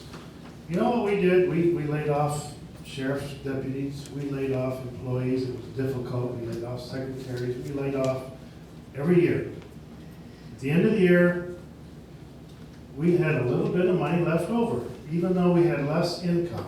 At the end of the year, we had a little money left over, and at that point, we decided whether we could buy another patrol car or whatever, improve our air conditioning system, whatever.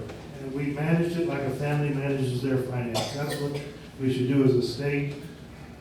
The road situation is gonna take a lot of money to fix, and there are no easy answers. I wish the Senate would pass the bill that the House came up with for $500 million without raising taxes. What was the first part of this question? Oh, that was Detroit, the bailout. Detroit is in bankruptcy. We appointed an emergency manager, and the emergency manager recommended bankruptcy, and that's what happened. It's in such a mess. We are facing a situation where there's $3.5 billion in unpaid debt to those pensioners. $3.5 billion. We have an offer on the table. We have not bailed them out. We have not had this offer accepted. The unions are voting on it now, whether they'll take the cuts that we recommend, whether the creditors will take bigger cuts. We have an offer for about $195 million to settle this thing and totally remove that $3.5 billion of debt, pennies on the dollar. It buys us control over their finances for the next 20 years. We can watch every single contract that city makes. It's a very complicated package. If we can get it, it will be good for Michigan taxpayers. That's the bottom line. Being from the west side of the state, I hate sending money to Detroit more than anything. But this is a tough decision that's best for Michigan taxpayers. And the bottom line, If we can move this state forward, we're not gonna do it without 40% of our economy in Detroit dragging us like an anchor. And it's a good deal if we can get it, even though it leaves a horrible taste in our mouth.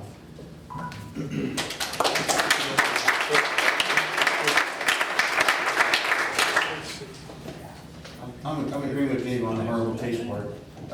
I would vote no to bail out Detroit. I'm tired of fixing the Democrats' problems. If I went bankrupt, I'll bet you I wouldn't have a Van Gogh hanging on my wall very long. So that could be coming along, they could be selling. I think that's what they should do first. They should liquidate their assets, and then we'll talk about what's left over. And that's how bankruptcy should be done. As far as the surplus, or the road money goes, yeah, we need a lot of roads fixed. I'm glad I got a four-wheel drive so I can get around in the summertime around a lot of these roads. But didn't Snyder tell us he had a $1.2 billion surplus last year? So why do we need to raise taxes to make a $1.4 million road repairs? Seems like we should be using the surplus for that, not creating rainy day funds and savings accounts. When I need to fix something in my house, I don't go out and borrow money or raise taxes, so I use the money that's in my savings account. Seems to me like that's what we should be doing with that. The Mackinac Center did come up with a good way to fund that, and they did say that, and you can find that information on my Facebook page through my website at votejimwalker.com. The Mackinac Center did say there was $300 million in MEDC funds we could use, and they rattled it all off, and I referenced that on my Facebook page. I would vote no on Prop 1. I do agree that there's a tax on equipment, which is totally against anybody's well-being as far as business goes. If that's the case and the tax is so onerous, let's do it with the tax. Let's not refund it through a bunch of good old boys political groups and then change the tax to other vehicles. And when Al says fund the discount, that means you're raising taxes somewhere else. And it does really, when you take 80% of that Prop 1 personal property tax away, there's still 20% that the people are responsible for. And all that's referenced on my Facebook page, and I encourage you to go through my website and read the references to Prop 1 on my website. And from what I understand, the legislature did already give Detroit $195 million, and then they gave them another $300 million. I'm not exactly sure what it is, but it's on my Facebook page. You know, when you're doing this as a candidate, you're not living it every day. You're just trying to keep up with what's going on. And these guys have numbers, but I have policies and I have principles. Thanks.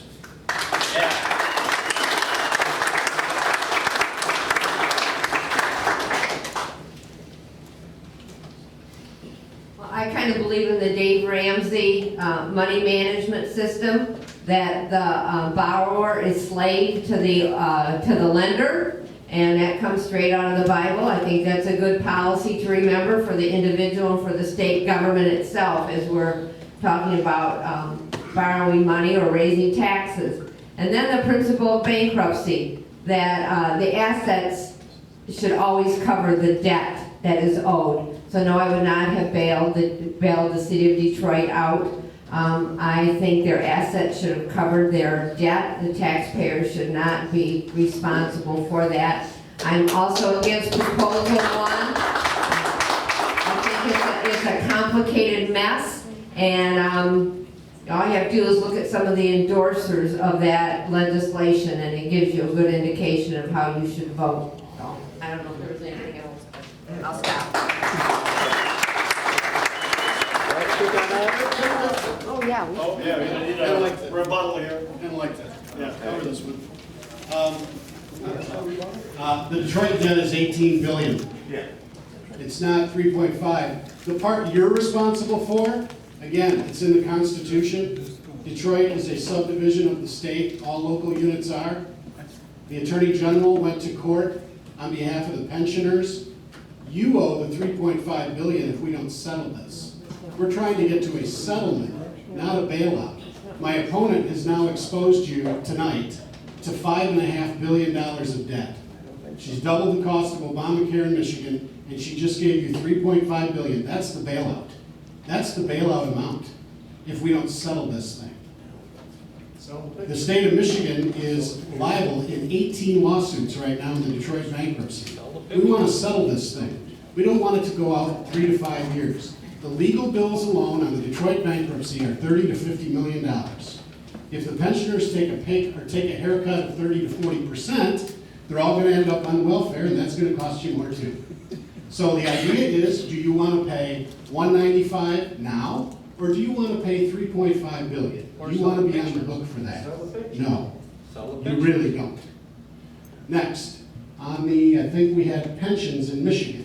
Michigan doesn't have pensions. State employees don't have pensions anymore. Plus, we don't have any pensions or retiree health care benefits either. I voted to get rid of all benefits for legislators when they're done. When I'm done serving, you're done paying for me. I co-sponsored the bill, and that's the way it should be. We tried to get that done for 10 years, we got it done. There are no pensions for state employees.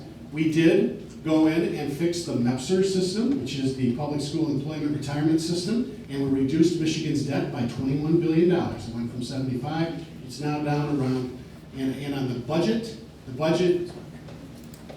any money that we put in the rainy day fund and money that we pay down on debt in government accounting has to count as spending, right?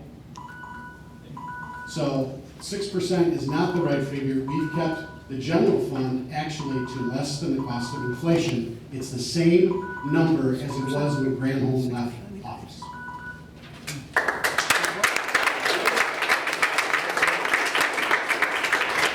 I just wanted to make a comment about Detroit.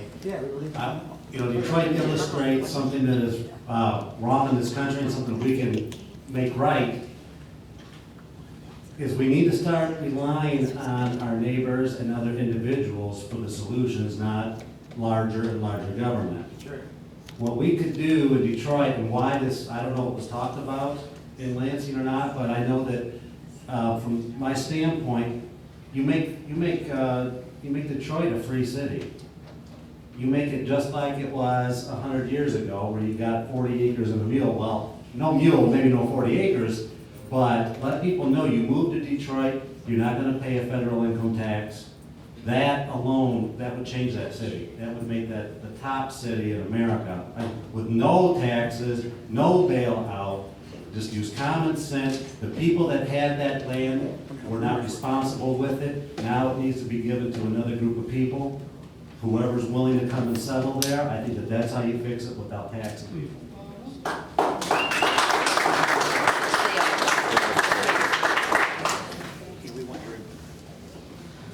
Okay, here's one that's also a national issue, but it'd be very interesting to hear from the candidates about immigration. Say a busload of foreign nationals arrive in Stevensville tomorrow. They're going to live in Lakeshore High School for the next 6 months.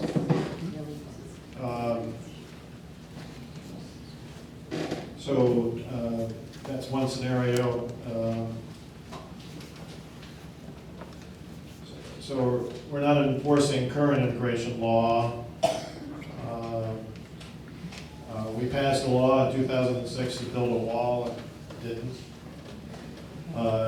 So there's been a lot of talk, there's been some laws, and we now have a major problem with foreign nationals coming into this country. And so the solution at the federal level is apparently $3.7 billion. That's sort of always the solution. It's more spending, which, who knows where that money will go. So how do the candidates think we should solve this problem? Go first, Mr. Congressman. I love the fact that Harry said it goes back again to the last solution for Detroit. Every solution that they give us in Washington, why is it always given to us by a corporation? Why isn't the solution ever common sense and talking to the American people? I'm going to tell you, immigration, if you don't want illegal immigrants running across the borders, you have to stop offering them welfare.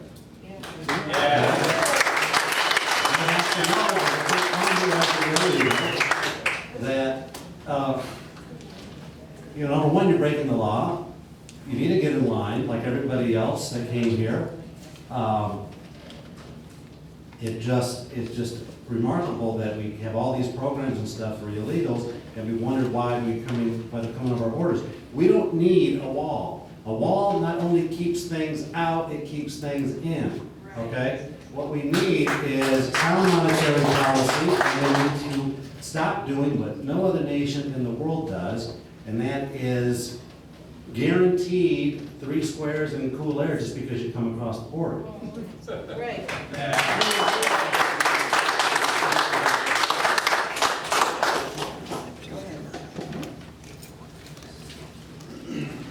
I'm kind of a protectionist when it comes to our country. I think illegal alien or illegal immigration starts with the word illegal, so they've already broken the law. So they're already not welcome here, in my opinion. These are kids, some of them, a lot of them are gang members, and they're late teens, early 20s, and they're still calling them kids, just like our kids up to 26 can still get their health care off their parents. I think we need to gather them up, set them up by wherever they came from, and then send them back to where they came from. I got no problem building the wall. We already have allocated the money for it, and we should have done that. We should deploy the National Guard on the border and stop them from coming in and close our border first. We should stop the welfare, stop giving them all of the stuff that we people that work for it have worked for, and those people who emigrated here illegally worked for it. We should be using the government system on stopping them from having jobs. If they don't have anything to come here for, what in the world would they come here for? Then we need to work with organizations to teach them how to fix their own, I don't want to say what I'm thinking, fix their own mess, fix their own home, and then they'll have a nice place to be. If their homeland is fixed, then they'll stay there. They need to fix their own mess. There is a program in Canada called Farms. You can Google it. I've made reference to it on my Facebook page. It's really kind of simple, where the farmers organize in Canada, and they go to the consulates in the country and let them know how many people they need and what they need these people to do. And then those people register with the consulates, and then they come to the country and they work. They're designated for a certain amount of time. They get like a work visa like we have here, and you know who's here. And then they go back and they keep track of them. The employers keep track of them. And those consulates from those countries have people that come here to make sure they're being treated well, and that they are doing their job, and that they're coming and going like they're supposed to be. I think we should really look at the Canadian Farms program and utilize that here to do the jobs that Americans don't want to do.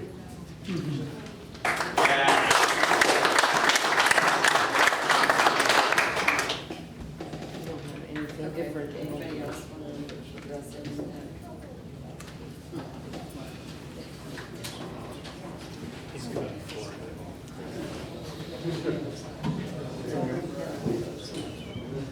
Just from a farming perspective, I'm really proud of Michigan's agricultural heritage. That's been my family, both sides of my family, from back to the old country. Fact of the matter is, we do need migrant workers on our farms. So I support some common sense, maybe a reasonable guest worker program. And if they want to pursue citizenship, then have a reasonable pathway to citizenship that they can earn, or they can go back to Mexico. But I don't think we're following all the laws that we have right now in that end towards, there are legal ways to become a citizen, and we should follow those. But I think we do need to appreciate hardworking migrant families that do work that will not get done by our neighbors and fellow citizens. They do an invaluable job in Michigan agriculture, and I want to keep eating Michigan-grown fruits and vegetables and not Chilean and wherever else they're going to come from. So, just my 2 cents.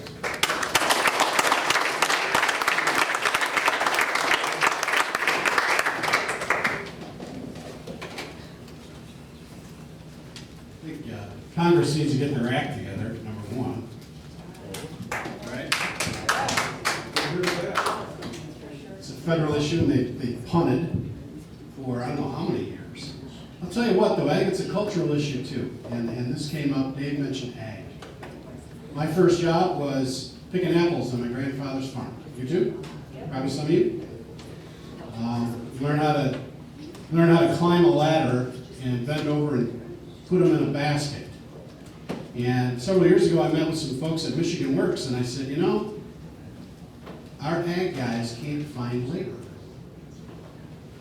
Aren't you the workforce development group? Aren't we supposed to be able to fill jobs? These are jobs. And they couldn't find anybody to do work. Or people went out and they worked about 2 hours. about work ethic. It's about work ethic. And to Dave's point, you know, we lost, I think, and last year was a bumper crop. And Dave, Dave's probably got the numbers better than me. What my growers are telling me is we left 20% of our crop on the ground. We lost it. So Jim, I think you're right, and Dave, I think you're right on this one. We need an ag jobs program that's verifiable, so we know who folks are. I mean, it should not be that hard with the technology that we have. To bring folks up to do that work that embarrassingly Americans don't want to do. Yep. And my fear, the next thing is, Americans don't want to do construction, right? So where are those folks going to come from? So we've got a culture issue as well as a legal issue that we need to resolve on immigration. I think Congress needs to get busy and get the job done.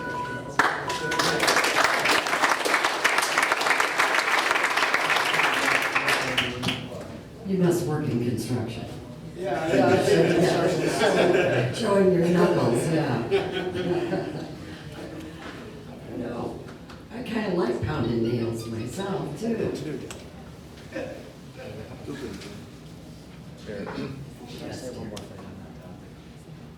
You got 1 minute.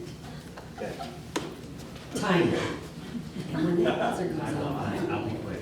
One other thing I want to say on that topic from the federal level is what I think has just been talked about illustrates one of the deterrents to Americans working those jobs.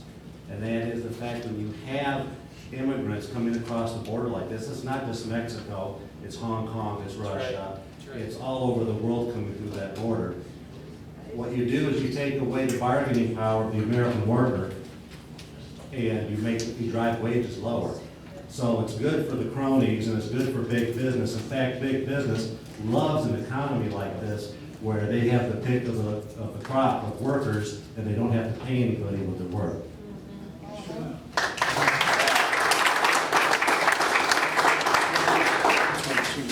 Well, I want to thank everyone for their questions this evening. If your question did not get asked, maybe the candidates will be sticking around and you can ask them your questions personally, or we can always mail them to them. Post them on Facebook. So I apologize if your direct question did not get asked this evening. We only have a limited amount of time to do that. A couple of other things. I want to introduce any of the other candidates that are here this evening. I know that we have several county commissioners running. So we have Berrien Krebs. Berrien, you want to stand up, take a bow?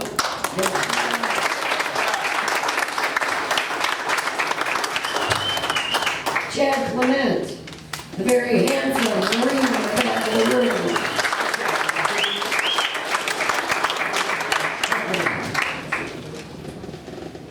David Yardley. There we go, David! Otherwise known as Obi-Wan Kenobi. Did I miss anybody? Rick. Where's Rick? Rick Brienne, also running for county commissioner. Well, stand up, take a bow. All right. Did I miss anybody else? Where's Ray? Ray's not here this evening, I doubt. Jerry, I just want to tell everybody I'm on the ballot for county commissioner in November, so I'm running Buchanan. Buchanan, okay, thank you. All right, now, show of hands, how many people are running for precinct delegate? Would you look at that?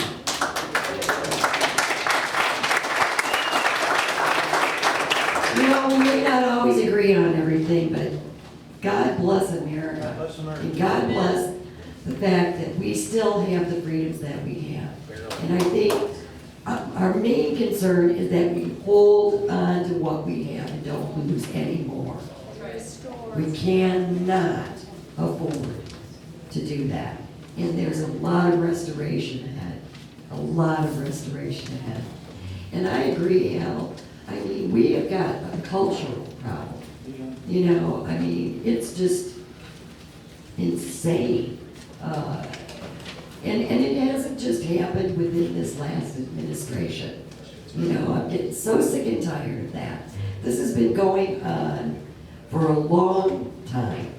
And I was not paying attention. I wasn't. I just figured, you know, I live in America. Our elected officials are gonna do what's right. We got a constitution and, you know, what's the worst thing that could happen? Well, we're starting to see the worst things that could happen. And I think it's just the tip of the iceberg if we don't get a handle on it.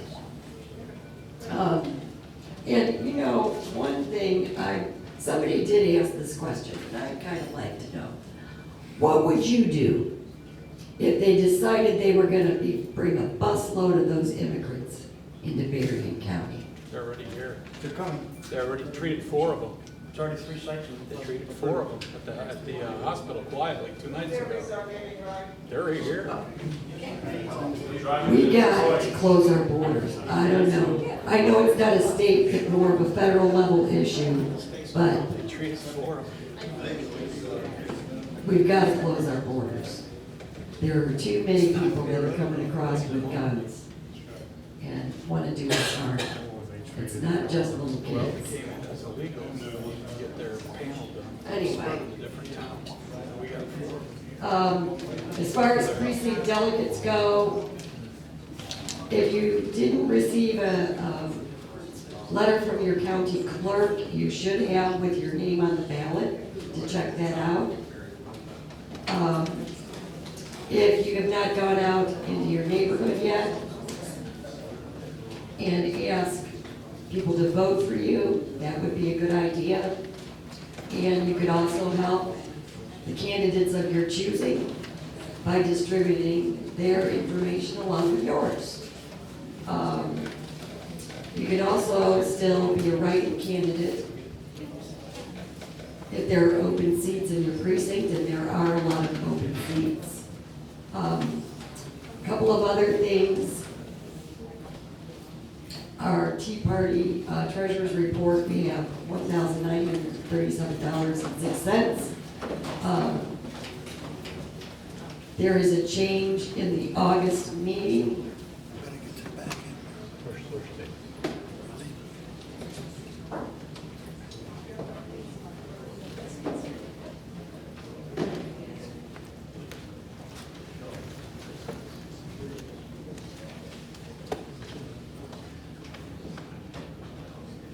Anybody else want to leave before I'm done? You're welcome to, really.